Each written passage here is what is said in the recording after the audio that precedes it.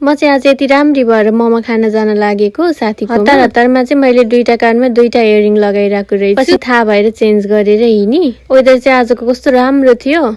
अनि म चाहिँ साथीको घरमा पुगेँ। अनि त्यहाँ चाहिँ हामीहरूले सबैजना मिलेर काम गर्न थाल्यौँ। अनि हामीहरूले चाहिँ काम डिभाइड गरेर कसैले बन्दा काट्यौँ, कसैले प्याज काट्यौँ, कसैले अचार बनाउन थाल्यौँ। यसरी काम डिभाइड गर्दाखेरि चाहिँ एकैछिनमा पनि हुन्छ, सजिलो नि हुन्छ। सबैजना मिलेर बनाउँदाखेरि मोमो चाहिँ एकछिनमै बन्यो। मोमोको स्वाद चाहिँ साथीहरूसँग बसेर खाँदाखेरि झन् धेरै आउने रहेछ के। विदेशमा चाहिँ यति राम्रो राम्रो साथीहरू पाउनु भनेको चाहिँ भाग्यकै कुरा हो। केही खानु पर्यो, केही खान मन लाग्यो भनेदेखि चाहिँ साथीलाई मलाई यस्तो खान मन लाग्यो भनिसकेपछि उनीहरूले चाहिँ ल खाइहालौँ गरिहालौँ भनेर भन्छन् कि। अनि हामीहरूले चाहिँ एक लट मोमो चाहिँ पकाउन राख्यौँ। मैले चाहिँ चेक गर्दै थिएँ बेला बेलामा पाक्यो कि पाकेन भनेर। अनि यता चाहिँ साथीहरूले धमाधम मोमो बनाउँदैछन्, पोको पार्दैछन्। अनि सुरुको लट मोमोमा चाहिँ पाक्यो। हामीले चाहिँ खनाएर राखेको भएर मोमो चाहिँ यस्तो भएको थियो। मोमोको चाहिँ सबैभन्दा स्पेसल भनेको अचार हो कि। अचार चाहिँ लास्टै दामी भएको थियो आजको।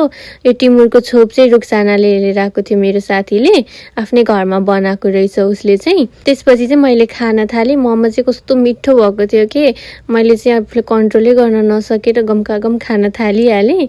समटाइम्स यसरी साथीहरूसँग मिलेर मोमो खाँदा, चटपटे खाँदा, पानीपुरी खाँदाखेरि चाहिँ छुट्टै टेस्ट आउँछ कि। मलाई चाहिँ मोमो यति मिठो लाग्यो, एक लट खाएर पनि मैले चाहिँ अर्कोचोटि पनि थपी खाएँ। मोमो खाइसकेपछि चाहिँ म घर आएँ। घर आइसकेपछि चाहिँ म एकैछिन बुढासँग चाहिँ बाहिर निस्केँ। अब यत्रो खाएपछि पचाउन पनि पर्यो होइन, त्यही भएर हिँड्नलाई चाहिँ म एकछिन बाहिर निस्केँ। भिडियो अन्तिमसम्म हेरिदिनु भएको साथीहरूलाई चाहिँ धेरै धेरै धन्यवाद। त्यसै गरी माया साथ सपोर्ट दिनुहोला।